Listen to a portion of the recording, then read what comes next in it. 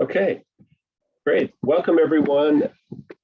I'm David Bryden. I'm with the Frontline Health Worker Coalition, and we've got a fantastic lineup of speakers for you on this webinar that looks at the PEPFAR Country Operation Plans and what those plans mean for the workforce and how we can influence those plans so that they better meet the needs of the workforce according to what the guidance from PEPFAR has stated. Just a little bit of background, and then that we're going to turn it over to speakers very soon. Many of you are familiar with the annual PEPFAR planning process. So that's a process where country by country, PEPFAR lays out its plans for the coming year. And it does so in accordance with some guidance that it receives from headquarters in Washington, and also with input from civil society. And there's been an ongoing effort for many years now to bring forward the voices of civil society to provide input and ideas to those PEPFAR plans, country by country. It's called the COP dialogue process. And it's been a very organized effort. It's been fantastic. Some of you might be familiar with PEPFAR Watch. Have a look at their website. I'll put that in the chat here in a moment. And every year there's been PEPFAR Watch has worked with civil society to create people's COPs. In other words, people's country operation plans to present the demands of activists and advocates for people living with HIV, key populations, and on down the line, OVC, affected communities. And those have been fantastic documents. And those documents have actually raised concerns relevant to the workforce: understaffing, poor clinic conditions, poor remuneration of community health workers. So this process has actually brought forward some really important considerations in that PEPFAR dialogue process. What has it led to? Well, PEPFAR has actually responded to those activist demands on a number of occasions and incorporated ideas and concerns from activists. And so that's been shown. Have a look at that PEPFAR Watch website. I'll put that up in a moment. You'll see what I'm talking about. And you'll notice that the concerns relevant to the workforce are included there. And we as advocates for the workforce and as frontline workers, many of you on the line I think are, we have an opportunity to provide our voices as a part of this process, because PEPFAR does have a mandate to listen to civil society. That's part of the design. So what are we as advocates of the workforce? What are the issues that we want to bring to the table? And what are the best ways for us to actually influence this process, this annual planning process, to take advantage of those ideas that are in the COP guidance that I shared with you on the flyer for this webinar? So to shed some light on this process, we have three fantastic speakers. And we're going to quickly go through their presentations and think of the questions that you want to ask, and hold on to those questions, because we are going to get to those before the hour is over. We're going to start out with a colleague that I've known for many years, Banda, from the organization Wemos. And she's been involved as a PEPFAR watcher for many years and participated in some of these country operation plan discussions. We're going to hear from her, her insights as to how this process works, and what we as advocates for the workforce, what we need to be watching for, and in turn how this process unfolds. Turning it over to you, Amanda, you have the floor. Thank you so much, David, and good afternoon, good morning to everyone else. So just next slide, please. I think what I will try to do is just to put the health workforce overall into the global context, and just figure out, why PEPFAR, but also try to go through some of the practical things that we've seen, especially last week around HRH, as countries have already begun in terms of having discussions and engagements around, what priorities and what are the key messages that are coming out, and also what are some of the next steps that also countries and civil society are thinking as well. So just also maybe to highlight that, yes, I've been invited on behalf of Wemos, but I do wear many hats, and I will also wear my AVAC hat in this call, because we have a fantastic project called Campus of Civil Society Organizations that are doing a lot of advocacy in the African region. And one of the major targets is also PEPFAR. And so I will also showcase the work that Campus has been doing around advocacy in the PEPFAR COPs and what they've managed to influence and win. So I think just getting us back to the global scale, and this is before COVID. This is the scenario before COVID, projected 18 million health worker shortfall by WHO by 2020, but also an estimated need of at least about 40 million healthcare workers that will be needed globally, by 2030 in terms of new jobs that need to be created. So already we are working in a global context where HRH healthcare workers are in severe shortages. And also when you look at the universal health coverage targets for healthcare workers in terms of threshold, you will see that a lot of countries are falling way below. So where there is a recommendation of 4.45 healthcare workers per 1,000 population, in many countries you'll see that it's way below. Looking at Kenya, Malawi, even worse, and Tanzania, even worse, Uganda and Zimbabwe, the numbers are really low. But also looking at the context, I think that we are discussing this in having Africa, with but yet the disease burden is huge, but only 3% of the health workforce. And part of that big disease burden, of course, is HIV. And this is why I think PEPFAR has become relevant in terms of influencing and engagement around human resources for health. Next slide, please.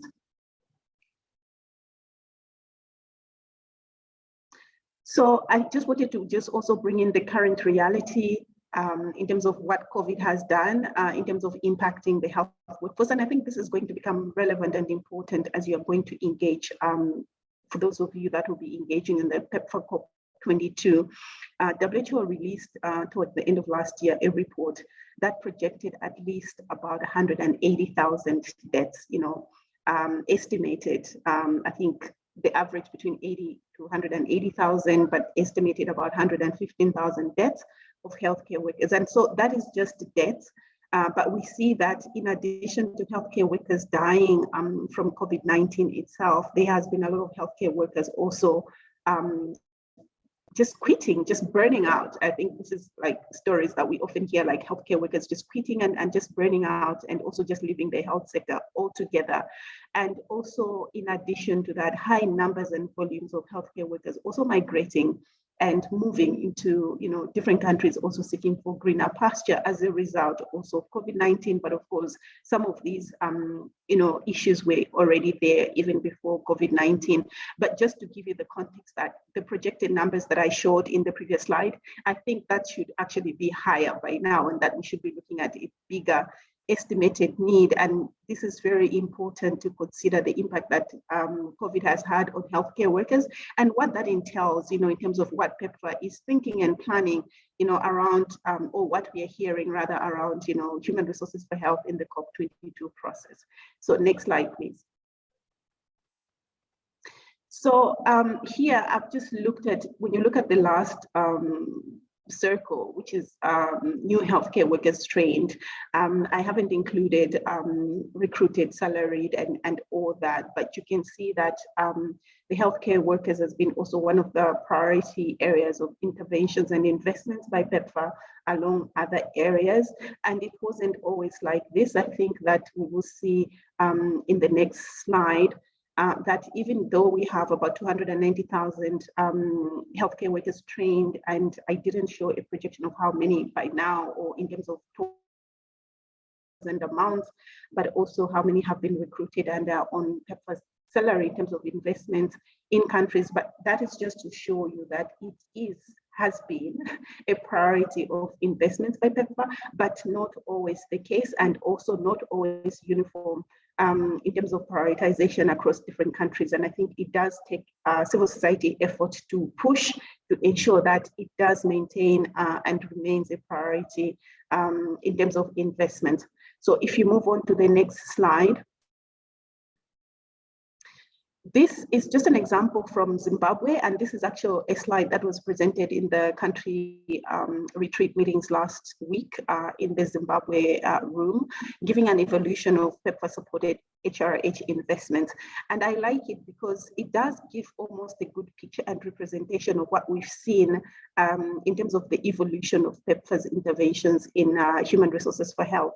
So even prior to perhaps 2015, and around there, I think that you can clearly see that HRH was not a priority in terms of interventions. It was rather, top line, technical assistance only, and then really just, not much in terms of investments there. But you can actually see that with time moving on, there actually has been a slow and steady investments in terms of interventions in human resources for health. And largely, you can also see that really targeting, the treatment cascade. So testing, how is testing doing? And that's how PEPFAR is thinking in terms of HRH, how is testing thinking? And is the problem of lack of increased number of testing, is it HRH? If it is, then which kind of cadres do we need to scale up testing in specific countries, but also moving and deep diving to the specific districts and provinces and even facilities, like where exactly do we need to scale up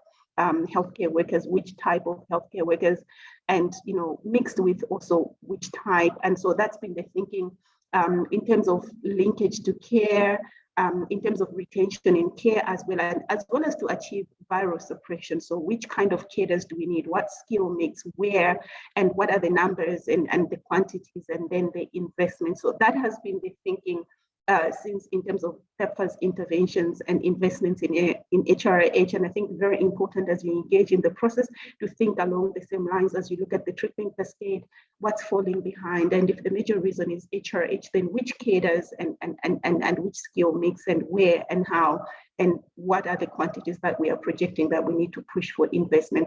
So you can actually see that throughout the years, it's been a steady and struggle in terms of incorporating. And I think it's also created quite a number of challenges that my colleague will speak about in terms of harmonization and standardization of the many cadres now that have been created because of the needs, because of the desire to respond to specificities. And still a struggle. I wouldn't say that they have been responsive to everything in terms of demands, because I think for a lot of countries, HRH still remains a top priority and topic that comes not just from civil society, but the program data itself is showing that there's gaps in investments in human resources for health. If you move on to the next slide.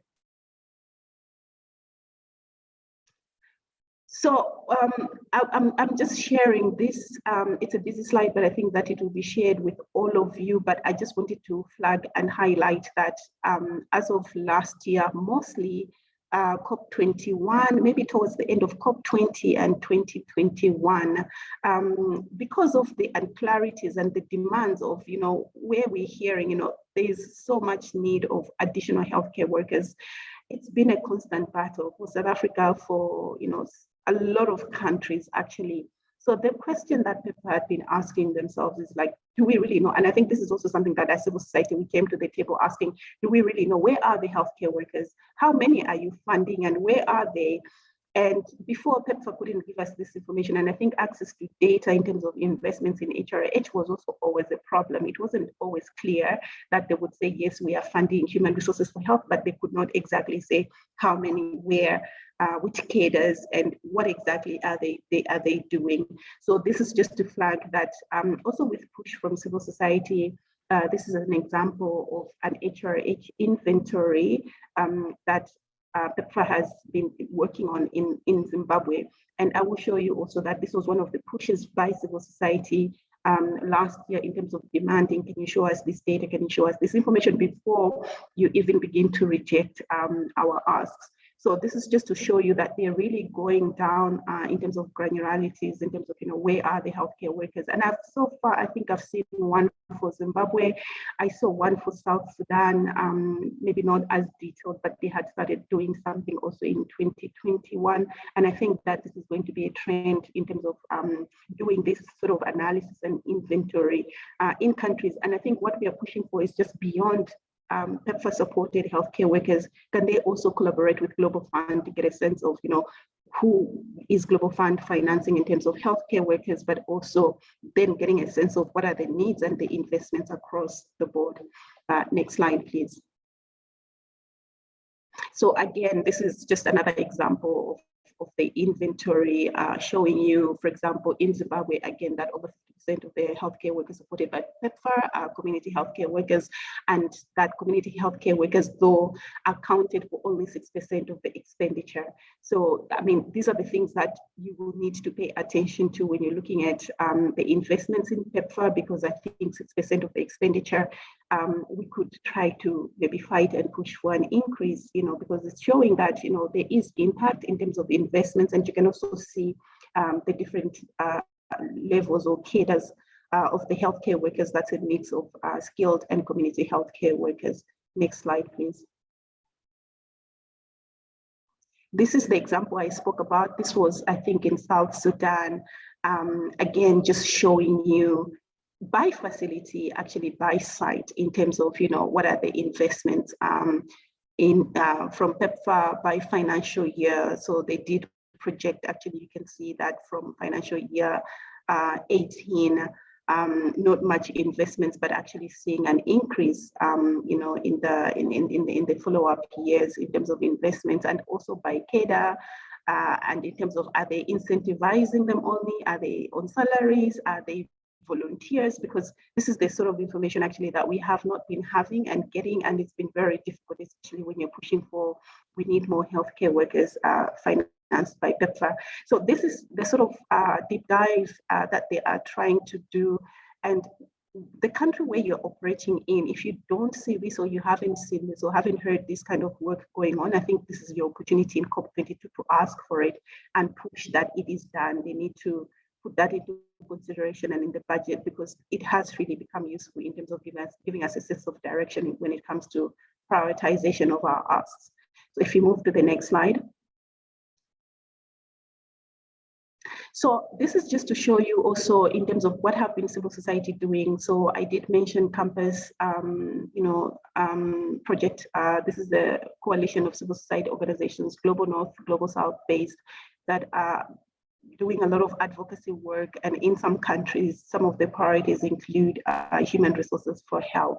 And this is an example of work that's been done in Tanzania, funded by Campus, by the Benjamin Mkapa Foundation. They did do an issue brief, and this came as a result of, again, being bounced back and forth. Like, we don't know how much PEPFAR is funding, we don't know how much Global Fund is funding, but also we don't know what are the exact gaps in country.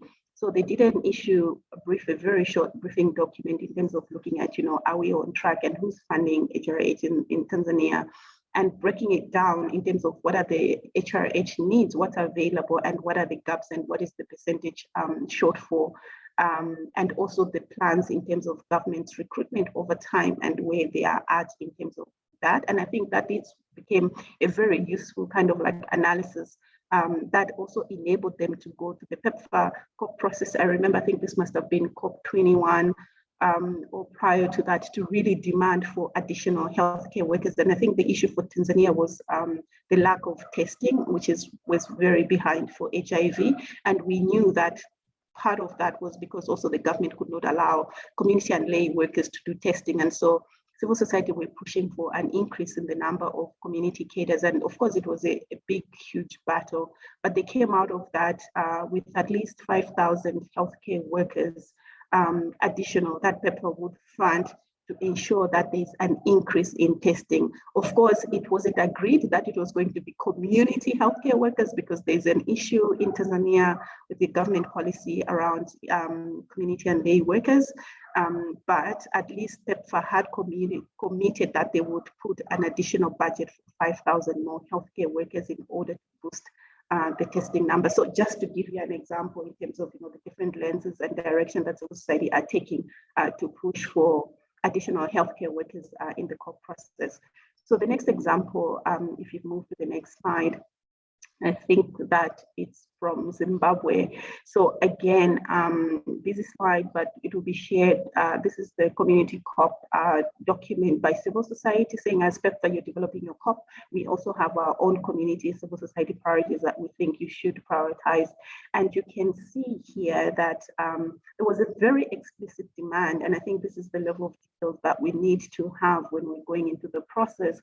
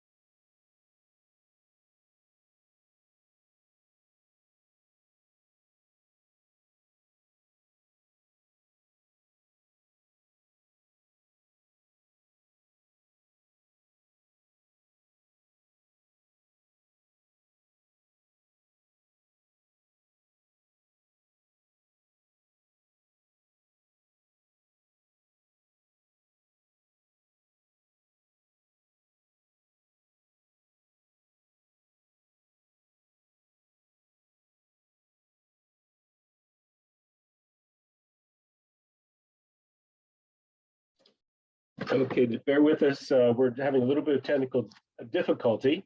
Amanda lost her connection, but we'll come back to Amanda shortly as soon as she's able to rejoin the webinar.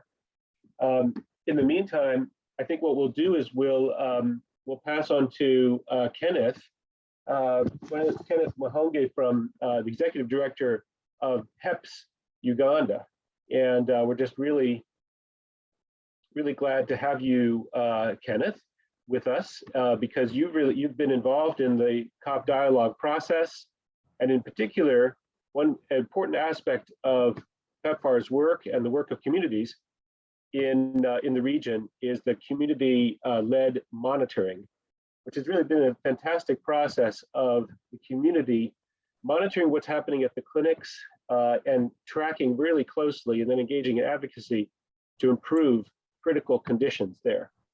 And it's really been quite a force for advocacy in a number of countries, and you've been in the forefront. So thank you so much for joining us. Eager to hear your perspective on this and how it relates to issues affecting the workforce. The floor is yours. Thank you so much, David, for the very kind introduction. Good afternoon, good evening, and good morning from where you're joining in from. As introduced, I'm Kenneth Mwehonge, the Executive Director of HEPS Uganda. We are a health promotion and advocacy organization based in Uganda. Apologies, I'm unable to turn on my video. I don't know why. It only goes on for a flash, and maybe you can be able to see my face. But quickly, as introduced and asked to speak to one of the models or approaches that we are using to monitor PEPFAR programs and ensure accountability and transparency is the community-led monitoring program. I must say I've been privileged to sit in these high-level spaces of COP processes for the last 6 years, representing civil society in Uganda. And this model was developed out of those engagements with colleagues globally, from Southern Africa, Eastern Africa, but all those that have been involved in these processes. We came up with this model called the community-led monitoring model. And it's a quality improvement program or approach that basically puts people that are affected by HIV or living or at a risk of at high risk of acquiring HIV that lead these quality improvement approaches. So it's distinct from other approaches because it's led by the people, the service users, who influence the quality of services using their lived experiences. It basically documents and replicates best practices. So we are not only fault finders, but we also document what is working out and then recommend it for replication in other areas. But we also document chronic gaps within the service delivery for HIV services. And human resources for health has been a core ask or focus for this community-led approach. Basically, the animation to your right, it shows how the model works. It involves enabling citizens to engage. So we create platforms for them at as low as household level to engage and dialogue and share experiences on the services that they receive.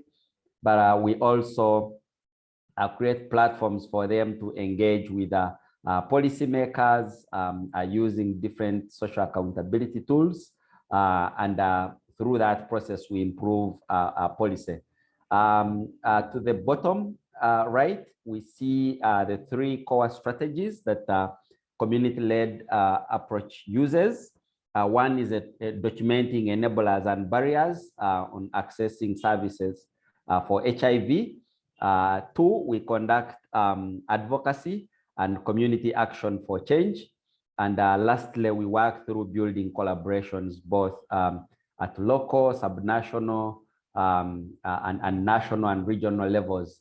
And the map, that map is there. And sorry, it's you're unable to read the districts there, but that's the map of Uganda. And the blue shows the coverage of the community-led monitoring program in Uganda. We are in 108 districts of the 140-something districts. And apologies, every day we keep having new districts in Uganda. So that's a snapshot of the CLM, but I also wanted to off-cuff share some of the work that this program has supported regarding human resources for health. And you all know that how core human resources for health are to the health sector, but also to contributing to epidemic control. Without sufficient numbers, as Amanda had highlighted, we risk losing the gains that we've had, but also getting to epidemic control, and this also resulting into avoidable clinical progression and death of people living with HIV if we don't have enough and skilled health workers. So as community-led monitoring, we've lately, I think the very first time we requested for an additional health workers, and in particular, we are more focused on the community health workers. But I also want to acknowledge and recognize PEPFAR for the very generous support to our health workforce.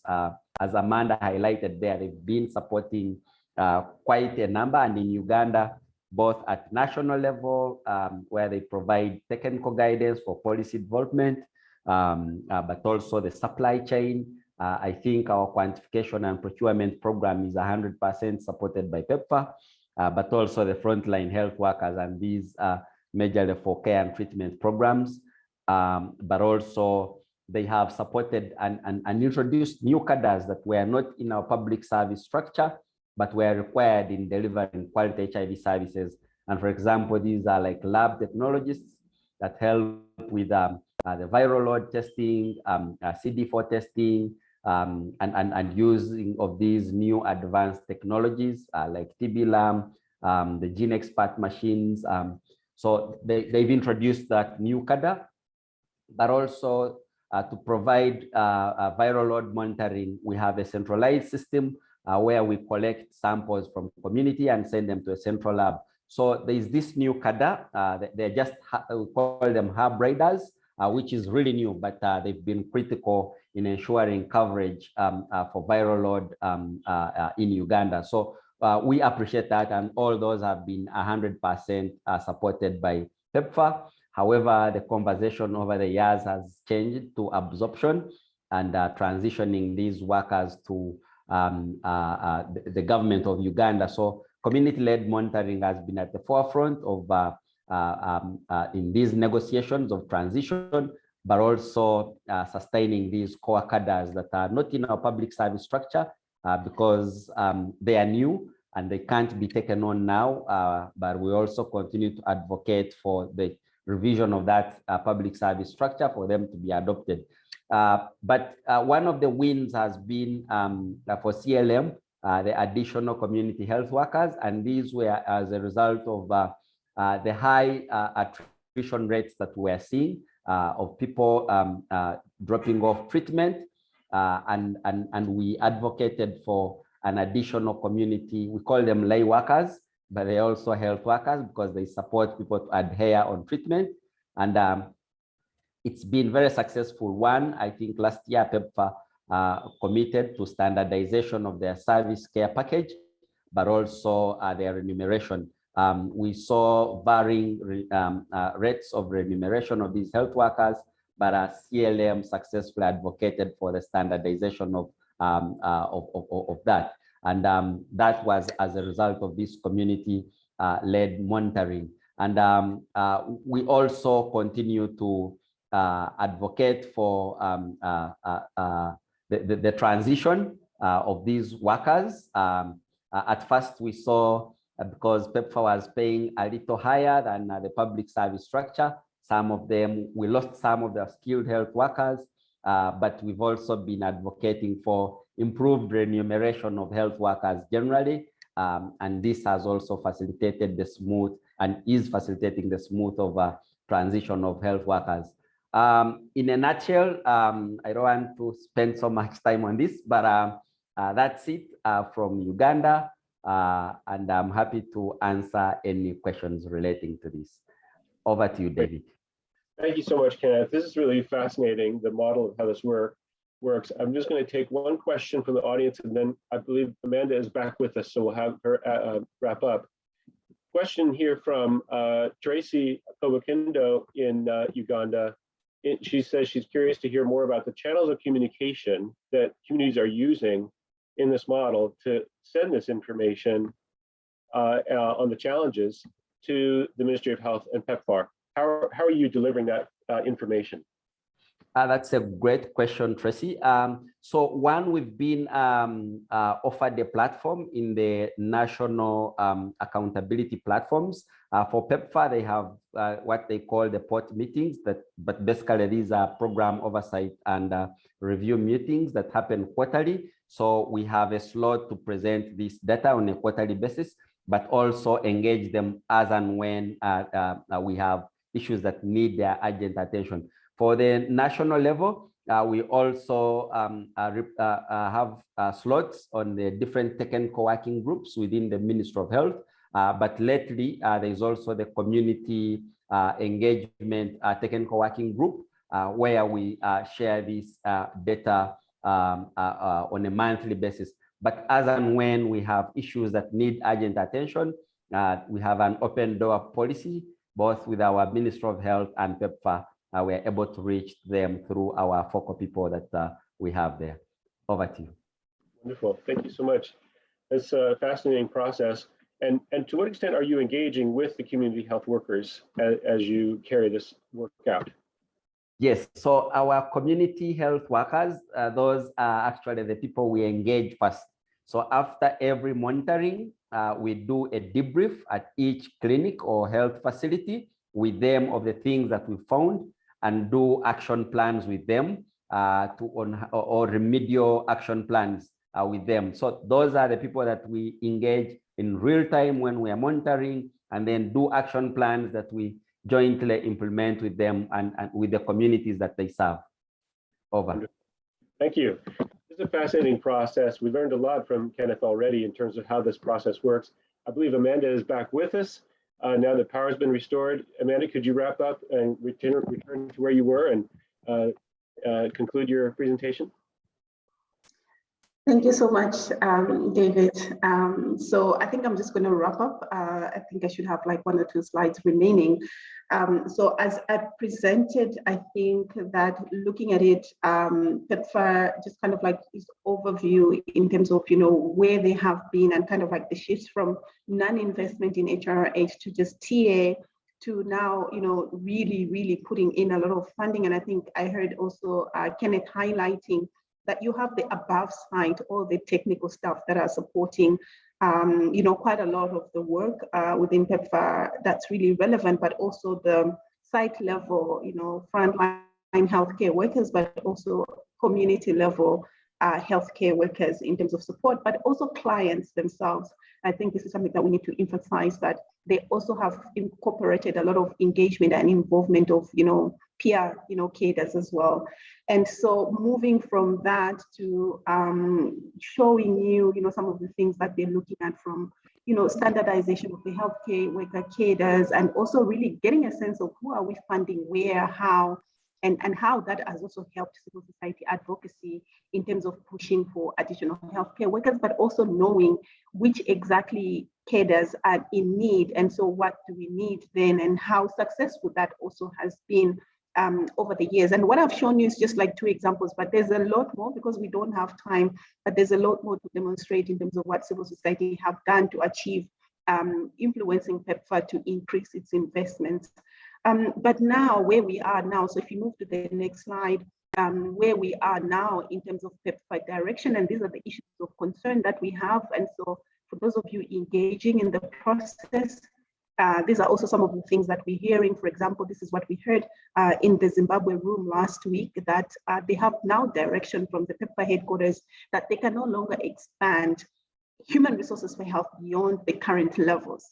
They're now trying to have these deep dive technical meetings in terms of, so if we cannot increase investments in terms of additional numbers and financing towards health care workers, what do we need to do? So it's about, really reviewing now what is the alignment of currently support for programs with government, but also other donors like Global Fund and others, like I mentioned, but also considering, where is PEPFAR really putting its resources vis-a-vis also government, and really trying also to align. And the standardization of healthcare workers across the board, cadres as well, I think is an ongoing piece of work. And I think this, if you move to the next slide, this particular communication, I think is something that we're trying to also explore and dig further, and also trying to engage with PEPFAR headquarters to also see whether this is standard communication that has gone to all countries, or it's only to those countries where PEPFAR feels like they've put so much that they don't want to take additional responsibility in terms of financing healthcare workers. So I think I've spoken about, the harmonization of salary scales and cadres across the board, but also what PEPFAR is doing, and what we're also pushing for as we engage with PEPFAR is that there is continued engagement with other development partners, so that the burden is not only on the US government and PEPFAR alone, but that also we're seeing increased investments in HRH from Global Fund and other non-traditional funders that we think should also be investing, like the World Bank and others that don't normally invest in healthcare workers. So we have seen, which is a very good example, and I think this is what you can also be trying to engage and push in other countries, that maybe PEPFAR does take the lead, of course, with government in the lead, to try to convene development partners to see what investment. So similar to the inventory that I've showed you, at least get a sense of, it might not have to be to that level of detail, but get a sense of who's funding what, in terms of HRH, aligning also to the national strategic plans of the government, in terms of, what are the HRH policies and plans and investment cases, and also really trying to figure out then, what other health financing opportunities exist to really inject resources in the healthcare workers. I think for now, the struggle is who is going to really pay, and what the future of salarying the healthcare workers look like. Is it something that it looks like PEPFAR wants to not increase, and also think about, in terms of sustainability, the conversations are, we're now reaching epidemic control. We need to justify now our investments in specific things, and it's high time governments begin to take over. So it's that dual conversation. And I think while we agree that governments at some point need to take over, but that this is not the time, and governments are not ready to do that. So I think that for advocacy work, a lot of it is hinging on, we need to get PEPFAR to stay, to engage, and to still invest, and not just to flatline and not increase anymore, because almost every year this is sort of like a similar conversation we get to, but that they do continue investing and actually do continue increasing. Like I presented earlier, COVID has impacted also the healthcare workers badly, and so they really also need to take that into consideration. And that lastly, I think that we also continuing to engage governments, of course, to increase the domestic resource for health, most of which actually goes to the healthcare workers. So I think for me, that's it. That's what I wanted to share in terms of PEPFAR and the human resources for health, and just some of the examples of what civil society are doing. Thank you so much. Back to you, David. Great. Wonderful. This is a fascinating presentation. Thank you so much for all this detail. And by the way, we are going to be sharing these slides as well as the recording with all of you. So you'll be able to go over this in more detail.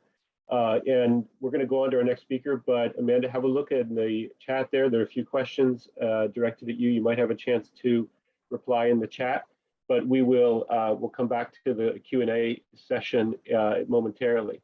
But now I'm going to turn over the floor to Esther Tumbare, who's the Senior Global Technical Director for HIV at Intra-Health.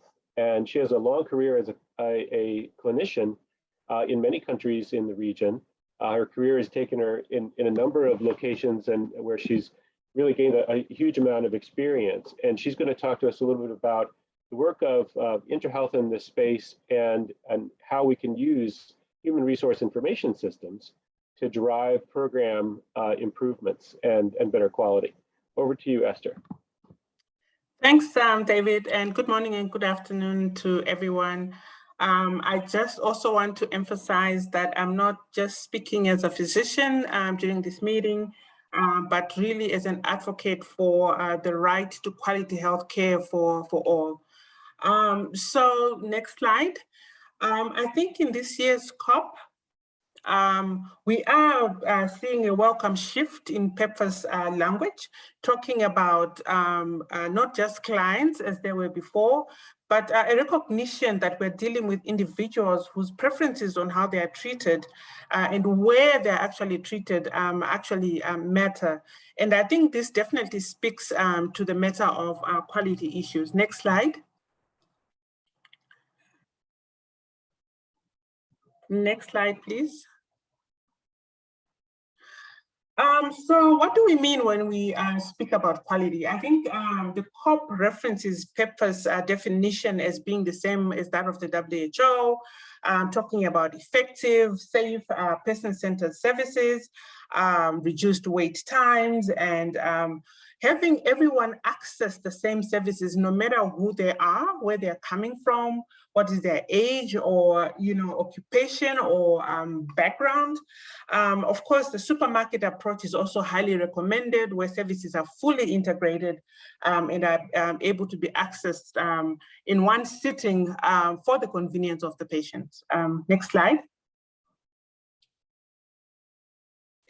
I think we're in agreement that healthcare workers are really the heart of the health system. And I think as has been alluded to before, in many countries where there's the highest HIV burden, there are huge shortages of healthcare workers, and HIV programming really remains very much donor dependent. Of course, with PEPFAR being the biggest donor in the space. We know that public health workers are overworked and underpaid, and many community health workers actually don't get any compensation or remuneration for the work that they do. PEPFAR has made huge investments, recognizing the important role that healthcare workers play in achieving and sustaining epidemic control. And because of this central role that health workers play and community health workers play, I think they really should get decent work and decent pay. Next slide. So as Amanda said in her presentation, we know that COVID has taken a huge toll on healthcare workers. As you can see with the example from Uganda on that slide, we know that healthcare workers and their families have had much higher cases of COVID-19 versus the general population. And in addition to issues of violence and discrimination related to misinformation during COVID, we should really be more protective and more supportive of our healthcare workers. Next slide. So next slide, please. Despite the COVID-19 challenges, we are starting to see countries reach 95 targets and epidemic control. But however, sustaining epidemic control will need to have a more data-driven approach to the health workforce in terms of decision-making and in terms of managing the actual healthcare workers. And as has been alluded to before, as PEPFAR hands over management of the HIV program to governments, it will be very critical for PEPFAR to ensure that countries are supported in the development of digital health workforce that ensures that we have the right number of cadres with the right skill set who are deployed to the right places and of course in the right positions. Next slide, please. So I wanted to talk about the Human Resource Information System, otherwise known as IRIS, which is a tool that can be used to address what is needed in managing the health workforce. It uses an exchange and human resources and information technology through HR software, and when used well, can actually increase efficiency, productivity, and result in better quality of care that is provided to patients. Next slide, please.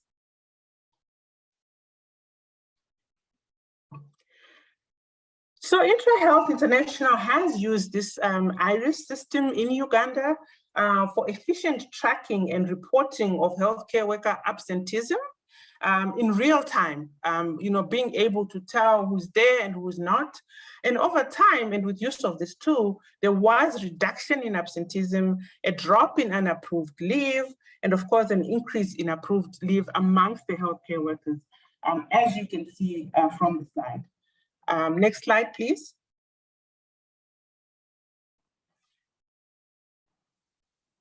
So Intra-Health has used the IRIS in other countries as well, such as Kenya, Mali, India, to advocate for and redeploy thousands of healthcare workers, again, increasing access to care for millions of citizens.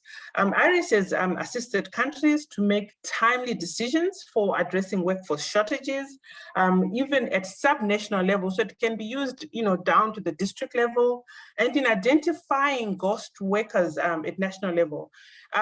This is, in places like Kenya, has allowed for governments to be able to save millions in wages that were previously given to people who actually no longer existed in the health workforce. So, and this would allow for reinvestment into workers that are actually needed to address health issues. Next slide, please. So Intra-Health has also worked with governments to address healthcare worker civil action like strikes, which has increased, as we all know, since the onset of the COVID-19. In Kenya, we actually trained health management teams and union leaders to be better able to negotiate and resolve their disputes, creating an environment where there is a reduction in service disruption, which is what we actually need due to industrial actions. Next slide, please. So in this slide, I've highlighted where you can actually access the COP22 document, but also several places within the document where you can, where there is a reference to the health workforce and what PEPFAR is thinking, and the importance of actually having a functional resource information system in your countries. And in terms of, final thoughts, I think PEPFAR is calling for a person-centered care, which really points to quality health care. And our health workforce is, of course, central to the provision of quality services. And so in order to hold our health care workers accountable, we need to ensure that they are supported and that they are protected, and that we use tools such as the Integrated Human Resource Information System, which is an efficient and excellent resource in terms of managing the workforce and using the data to improve the quality of services. That's where I'll stop. Thank you. Wonderful. Thank you so much, Esther. There's really fascinating examples of how the human resource information systems can be used to provide information that allows you to really look at what the impact of absenteeism is and really understand what happens when if you're able to quickly know that there's a worker who's out for whatever reason. Maybe a worker is gone sick or has been transferred to some other job, that you can quickly adjust and restore services to keep up the pace, for instance, of provision of antiretroviral therapy. So it's a fascinating process to see when that digital information is available, that it can really make a difference. So I think there's some really important work that's going on there. And I wanted to just open up for questions now. We've got a few more minutes left in our webinar, where we're going to talk a little bit about what matters to you and what issues are you interested in bringing to the table. One of the things that I'd like to ask, just to get the dialogue going, is going back to some of our speakers. If any of our people in the audience manage to get included in one of the COP dialogue meetings, what's the best way for them to present concerns relevant to the workforce, including the community health workforce? What's the best way to get those concerns across so that they're really taken seriously and believed, and those concerns are taken on by PEPFAR country leadership? I don't know if maybe Amanda has any comments on it, or Kenneth, because I know you've been involved in those actual meetings. Yeah, I think that's a good point there. I can start and maybe Kenneth can jump in. I think definitely now the best way is, in terms of being organized, is to reach out to the PEPFAR country coordinators and just express interest to be part of the process. And normally in countries, they will have maybe a civil society focal point where they're channeling all the information in terms of meetings that are planned, how to engage. But I would say that the best way is to reach out to the PEPFAR country coordinator. And where maybe you are already organized as community healthcare workers, I see a lot of conversations around community healthcare workers in the chat. I think it makes sense to get organized, even just put down 1 or 2 page, or maybe even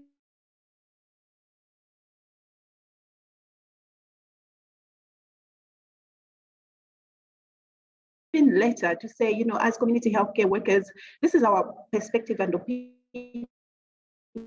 I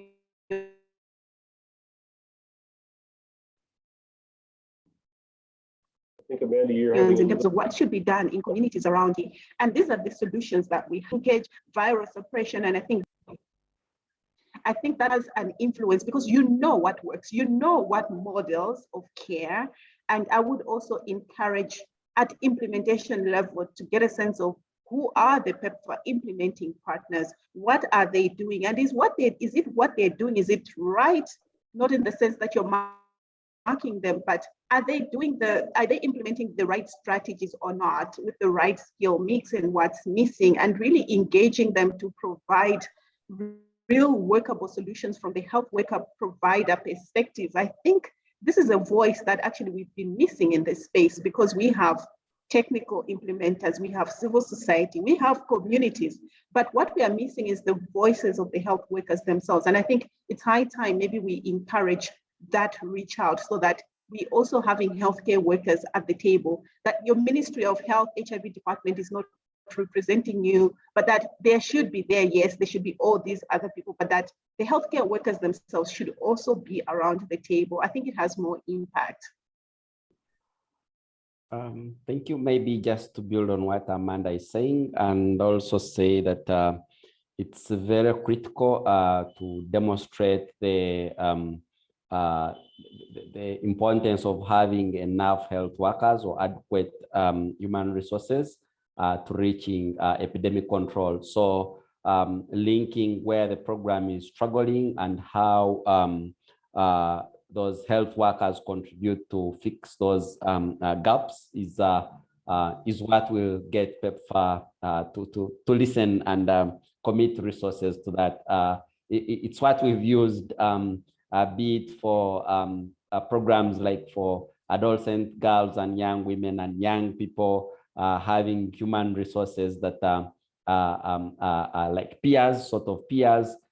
So in that way, then you're able to make a case, but it's basically linking where the program is struggling and the journey to epidemic control with the importance of having adequate human resources.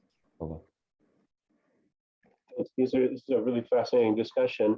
It was a good question for Esther, if I can go back into the chat, from Carrie Westgate, and also David Oloak had a similar question, which is when we look at human resource information systems, how have those included the community health workers?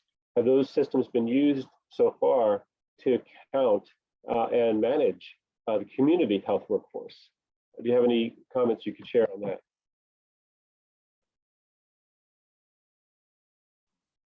I think the problem that is there currently, and I think that everyone has alluded to, is that many countries are not, community healthcare workers have not been mapped out in terms of who they are, where they are, who is supporting them, how are they being remunerated, and how much work is allocated to them.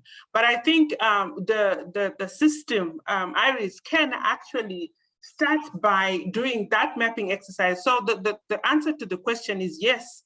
Many countries have not included community health workers in using IRIS. It's been more of the formally employed, health workers that are working at health facilities. But there is an opportunity to be able to expand the use of this application to include community health workers and be able to better manage them.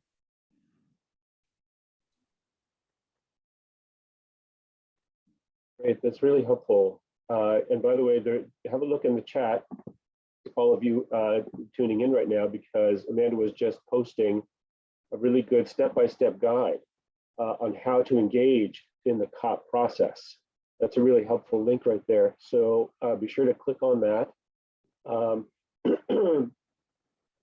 David Oloak has another question in the chat there. As PEPFAR advocates for more domestic funding, can they consider supporting legislative process to ensure sustainable funding? Kenya has a devolved system of governance. Counties can be supported to have bills that will ring-fence funding for HIV. Has PEPFAR engaged in that kind of conversation with governments to encourage them to increase their domestic funding? I think that legislative engagement is critical, including from communities. Any thoughts on that from our speakers? Yes, so that's pretty much part of the conversation. I think I rushed through the Zimbabwe presentation, but that's part of it actually in terms of the next steps. So besides sitting around with other development partners in terms of what else do other donors have, they really also are sitting with governments in terms of what are you going to do? What is your plan? So during this year's COP process, there's actually one of the things that we didn't speak about is what you're calling a PEPFAR Sustainability Index. So every 2 years, they're measuring in terms of, how ready are governments, how prepared are they to take over specific interventions, and HRH is one of them where they are kind of like measuring and giving scores. But in terms of the practicalities for this year, what we are seeing is that they are asking governments in the room, because governments are pretty much part of the table, to present what is their plan of sustaining the HIV response in terms of domestic financing for HIV. But what we are seeing is that, yes, that's a good ask, but a lot of governments still cannot afford, and I think they're still far from enlarging the fiscal space for health. And I think that's where, as civil society organizations, we just not beyond engaging governments, we're also really engaging with the World Bank, IMF, and others to really ensure that the fiscal policies that limit sometimes governments to put more money in health, but also challenging governments. We know some of the issues that governments have. I think it's about corruption, and it's about not making the best use of the limited resources they have. So we are engaging from all those fronts to ensure that there is, at the same time, governments are considering what is your plan for increasing investments in health overall, but also in HIV, and also really at the same time saying to PEPFAR, this is not the right time, especially now, just because governments programs have reached epidemic control. This is not the right time to withdraw your investments, because governments will need time and they will need to be ready to prepare and absorb. And HRH investments is not a one-year investment. It needs multiple years to really come up with a clear, robust, implementable plan that can be implemented in multiple years. So while we are pushing for governments to increase investments and look at alternative sources of financing health and HRH, we are at the same time saying to PEPFAR, hold on, do not leave the table yet, because there's still money that needs to be put, and not just a flat funding, but also an increase in that. So that's pretty much part of the conversation. Yeah. Okay, that's wonderful. I think we're going to go just over a little bit of time, if you can bear with us. We've got a few more questions to get through, but we'll end shortly. This has been a fascinating conversation, really bringing forward some important ideas. I wanted to just ask Kenneth a question. Kenneth, as you look at that community-led monitoring process, are there ways that you would suggest to those folks on the who have tuned in today for how they could be a part of that? Who should they contact in their countries to provide ideas for what the monitoring should include, for instance, or how to collaborate with your advocacy process? Because I'm sure many of the people on the listening to our presentation today, they want to achieve the same goals that the community-led monitoring process has identified. So who should they contact is, I guess, the question. Thank you. That's a great question.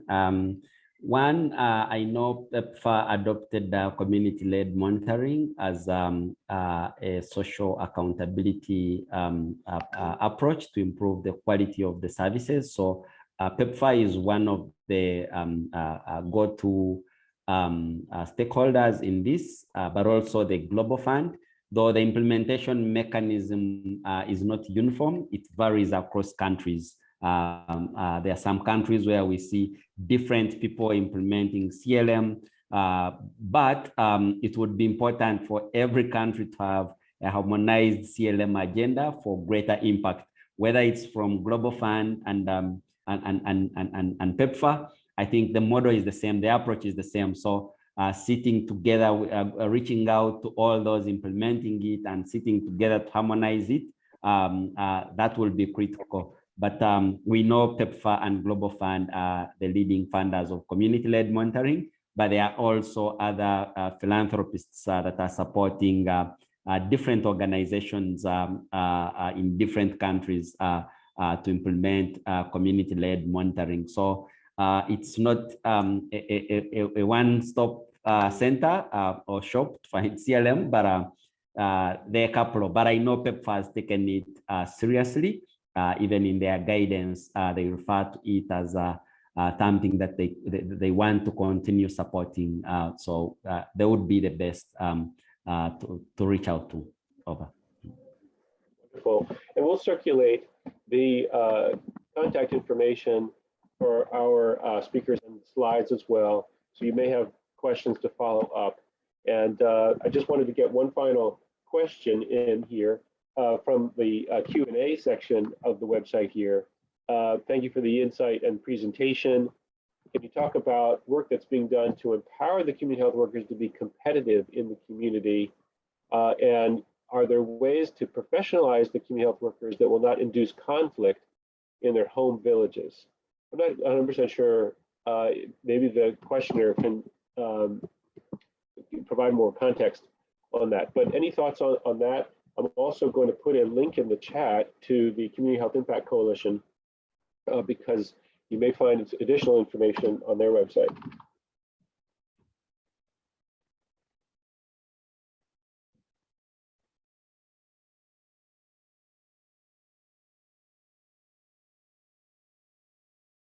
Amanda, do you have any thoughts about that question?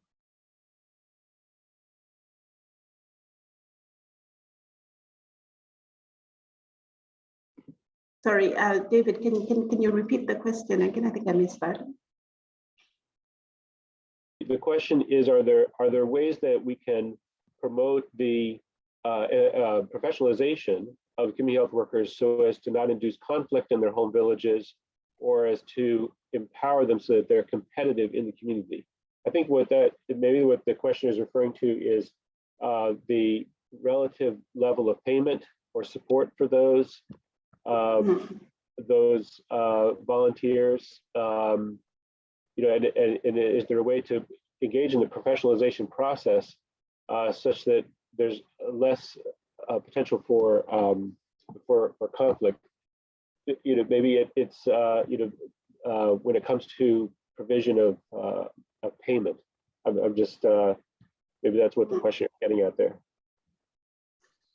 Yeah, I mean, this is a tricky one, and I think it's an ongoing battle that a lot of advocates around the world, actually, especially in the low-income countries, have been pushing for, because we know that our health systems, our healthcare workers, the majority actually are healthcare workers. I mean, they're community healthcare workers, and most of them are like volunteers. There is some level of training going on, but I think the issue of professionalization and recognition of them has been a huge challenge.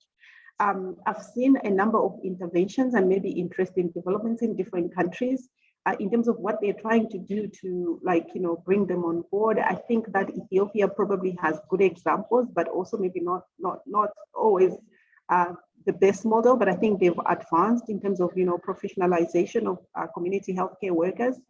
I've seen that in Malawi, where I am, there has been numerous discussions, and one of the ones that seemed workable was how do we leverage, because there is a community cadre that's recognized by government that was there since the 70s, right? And the conversation has been, we have an already existing community cadre that has been recognized, that's been there, it's in the Ministry of Health establishment. But the question is, how do we now build up on that? How do we now bring all these people to be part of that cadre somehow, to be incorporated? But that's become a challenge because that community healthcare cadre was supposed to cover for multiple diseases. So it wasn't just program specific like for HIV, whereas in the HIV program now we have this need, and the need is clear that we need to specialize, the community care, cadres into maybe it's testing, maybe some of them are like data, maybe some of them are just, for counseling and for specific functions. So the debate that's been raging for years and that's been ongoing is, how do we continue adding to the job description of that community care cadre and then expanding the numbers? Because of course, in the policy and in the healthcare, community healthcare kind of population ratio, the numbers are still low, they haven't been met. So there are suggestions of let's utilize that cadre, continue to add job descriptions, which is not sustainable because then it's like a lot and it's not doable. And then let's increase that number because the number is still low vis-a-vis to what has been planned by government. So I think those are some of the initiatives that I've seen in terms of really trying to resolve this issue, but it's still far from perfect. And I think there's still a lot of struggles, and would like to hear as well from others if they have maybe experiences of what's worked. I put in the chat box also an example of what I've seen in South Africa. Now the private sector is also being engaged, but of course we have to be cautious of that. I've seen in South Africa that they're also trying to utilize to avoid piling on the wage bill ceiling of the government, that it's now the private sector engaged in recruiting community healthcare workers for specific programs and interventions. That's, I haven't seen an evaluation of how well that is working and if that's a sustainable route as well, and what are the pros and cons. But for all we know, I think overall is also caution around, private sector engagement and involvement in healthcare, because that risks also commercialization and privatization of human resources for health. So still, I think, a struggle. Yeah. Well, this has been a fascinating conversation. Sorry, did someone else want to get in there? No, I just wanted to add on to what Amanda is saying. Sorry, Kenneth. Yes, we've also learned from the epidemics and pandemics that it's the community that matters, and it's the community that have led to control and elimination of these epidemics. We have Ebola in West Africa. It was the community. Even COVID here, for the very first time in Uganda, the lowest level of service delivery, which are village health teams. And these are really lay workers. We saw for the very first time government paying them to lead community mobilization and prevention activities.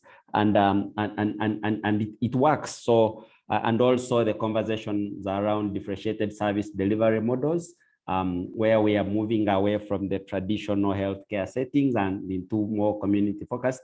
I think all those are cases for expanding on the cadres of these community lay workers that we really need at this time. And yeah, I think it's the right time now to continue to push for these lay workers, given on what we've learned over the last 2 years. Well, this has been great. I really want to thank all of our speakers and everyone who's tuned in for today's webinar. We've gone through a number of really critical issues. We could talk for hours about this topic, I think. Maybe we'll have to schedule a part 2 of this webinar, but I think we've at least touched on a couple of really critical issues. And I just want to urge everyone listening today, engage with the COP process, because PEPFAR has made a very clear commitment to engage with civil society. And as you can see from the COP guidance, they're saying to the countries, you need to really address safety for the workforce, remuneration for the workforce, dignity on the job, and support and remuneration for the community health workforce included. So that's an invitation for dialogue there, and I hope you will engage with them and provide your comments and analysis of what specifically needs to happen in your countries to move that process forward. So thanks again for all of our speakers. We'll be sending out the recording as well as the slides, and thanks again for your attendance today. Thank you, David, and thank you, everyone. Bye. Thank you. Bye-bye. Bye.